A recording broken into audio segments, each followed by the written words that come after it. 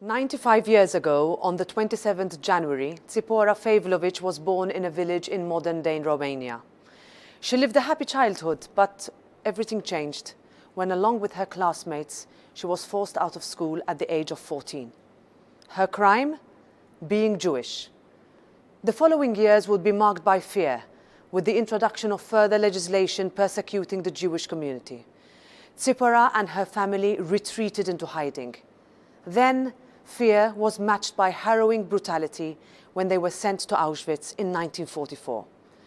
Tzipora would be one of the very few survivors, while her family were among the millions that were ruthlessly murdered behind wretched iron gates.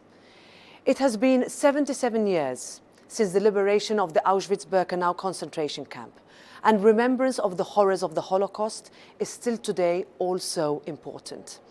Despite decades of effort, we have not yet done enough to combat discrimination, to fight anti-Semitism.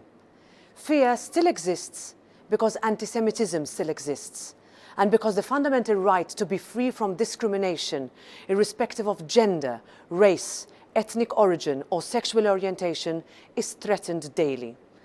Too often we hear of attacks or plots to attack synagogues. Too many live in fear. In recent years, we have seen an escalation of anti-Semitic conspiracy myths, disinformation, and violence against communities move seamlessly between the online and offline world. Fear is present because the threat remains, and this is our collective failure. We must do more to make every citizen in Europe feel safe. Everyone must be free to believe whatever they want to believe, and to be whoever they want to be. This is the essence of our Europe. Our generation has a sacred responsibility to teach the lessons of history and to remind our youth of how low humanity was allowed to sink. The moment we stop talking about the Holocaust is the moment we allow the remembrance of such horrors to fade away. Don't stop talking about the Holocaust, because if we don't speak about it, there will be enough Holocaust deniers after us. That is Tzipora's message to us. The 27th of January marks an obligation for all of us to remember. This is our collective responsibility. Simone Weil, Auschwitz inmate 78651, became the first president of a directly elected European Parliament.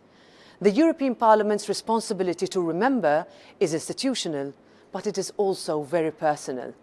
Today, we remember the atrocities committed towards the Jewish people and all the victims of the Holocaust. And we commemorate the liberation of the Auschwitz concentration camp, a liberation that signaled that there was still hope. The European Parliament will not fail to condemn resurging anti-Semitism. The European Parliament will continue to uphold our European values and fundamental human rights to bring an end to discrimination. This is our collective challenge. We will never forget. We will keep fighting. This is the European Parliament's pledge to you.